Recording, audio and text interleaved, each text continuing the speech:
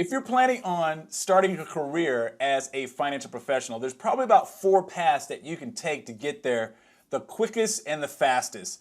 And I want to illuminate each of those for you in this video so that you know which one is right for you. Get the pen and paper out. Hey everybody, this is Dominique, your CFP on YouTube, guiding you to a career in finance. If you're wanting to be a financial professional, this is the episode for you. This is the channel for you. Today we're going to talk about 4 distinct paths into that career.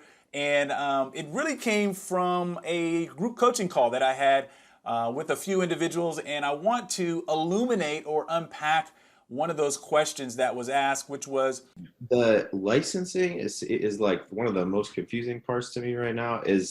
So as I understand it, you got to get your SIE, you got to pass that exam, and then you can do Series 7 and Series 65, 66.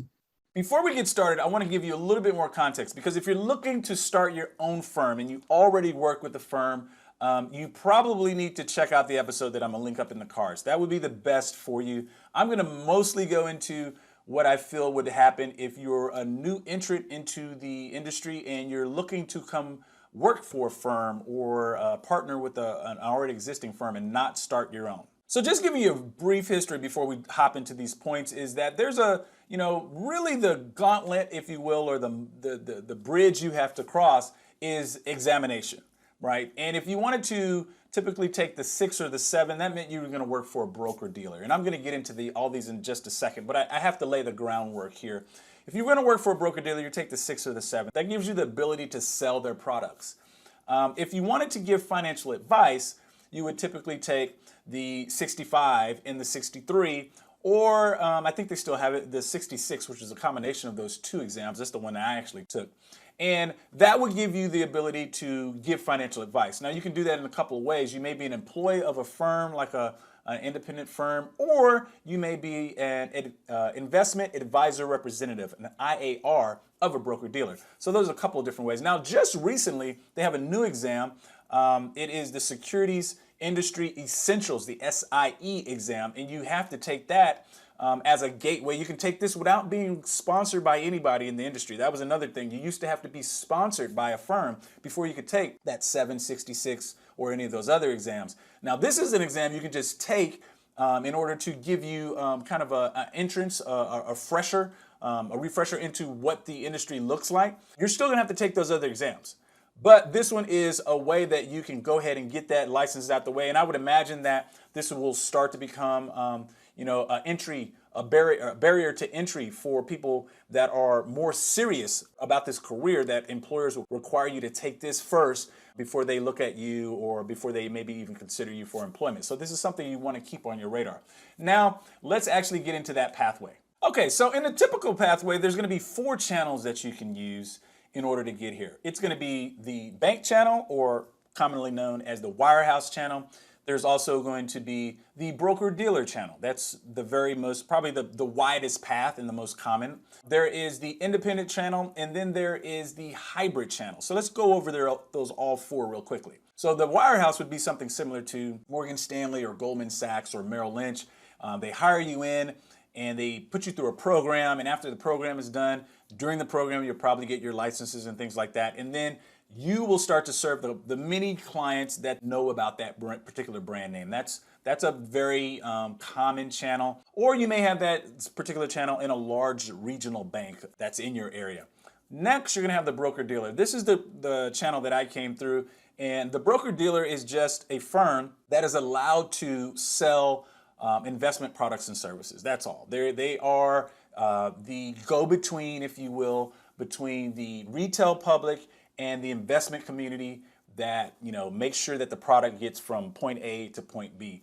So if you're a consumer of financial services and you're a provider of financial services, those products that go along that path, the broker-dealer does that. And the broker-dealer is usually registered with several different agencies or whatnot to make sure that the consumer is being protected. But suffice to say, when you come in as a broker-dealer or come through that channel, you're working for a firm that typically represents product sales or something of that nature. Then you have the independent channel, which has gotten a lot of popularity, let's call it in the last 15 to 20, maybe even 25 years, where you are a part of a independently owned firm. Usually there may be partners, or maybe there's a one, boss or owner that owns all the shares, and he hires people in. He may hire financial advisors, he may hire financial planners or paraplanners, different people to serve the model that he's using to serve his clients. And you may be an employee of that person or a 1099 contractor. But I think the difference here is there may not be product sales involved.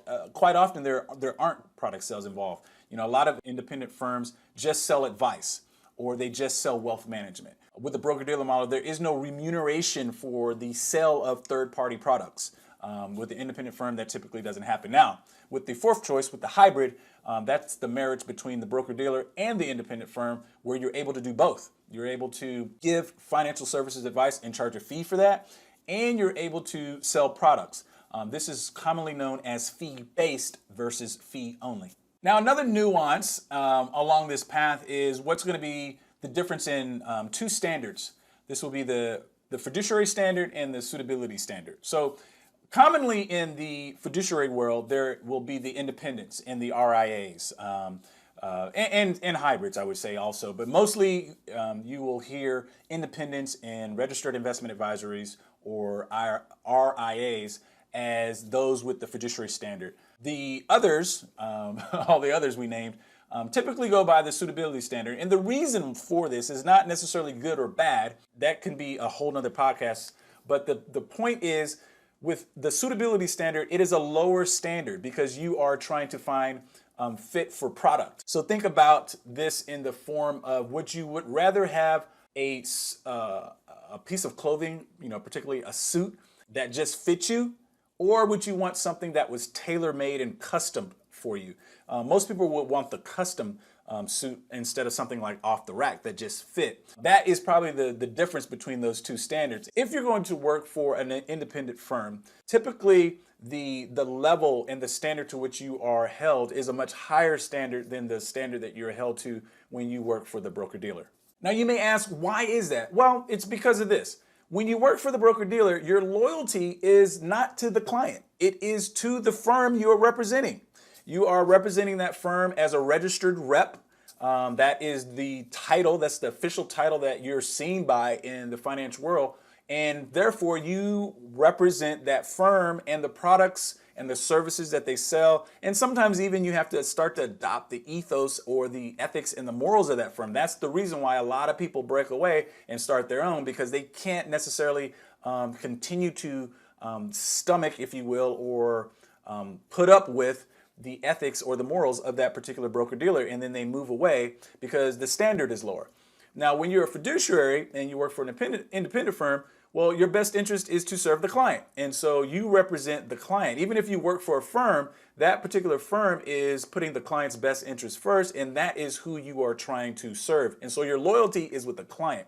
And that is, not so subtle of a difference, and it makes a lot of difference when it comes to how long you've been into the career and where you want to end up as you're traveling this path, and in your case, beginning this path. Now, before we hop into this last and final point, let me know whether or not you think the suitability standard is enough.